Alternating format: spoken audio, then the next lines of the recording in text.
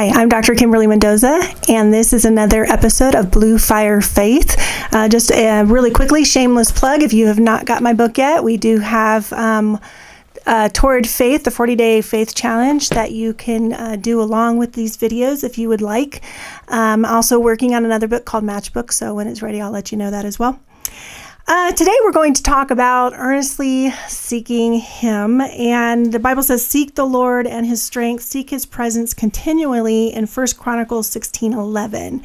And 1 Chronicles 28:9, it says, seek the Lord and you will find Him. And then, of course, you've probably heard the Matthew 7:7-8, where it says, knock and the door will be open to you, seek and you shall find.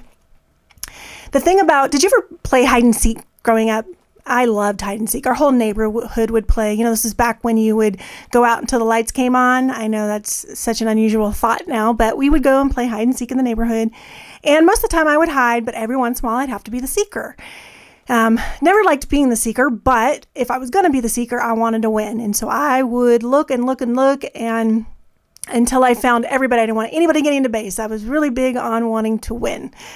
And what do we learn about seeking, right? It is, you can't sit down and seek. You can't rest and seek.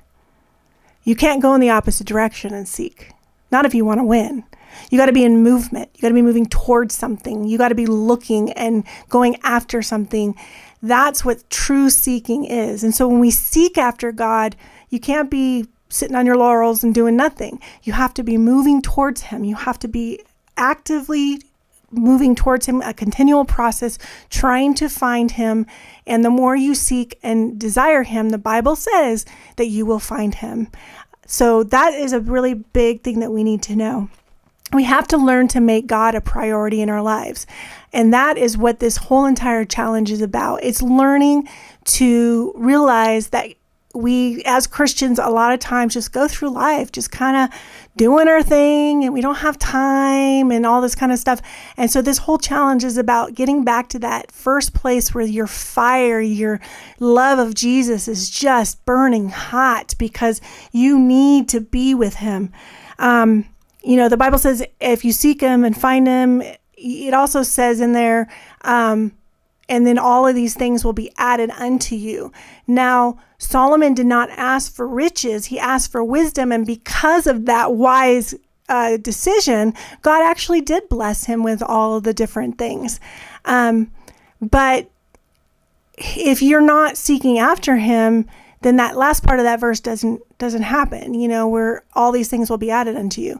Now, that doesn't mean you're going to be rich. For some reason, prosperity gospel people get caught up in the idea that if you serve God, you're going to be rich. The Bible does not say that. The Bible says that we will have trials and tribulations, that we will struggle. But the cool thing is that in those trials and tribulations, God is totally with us during those times. And just like Job, when Job lost everything, God still blessed him. So we're not left alone. That's really the biggest key here.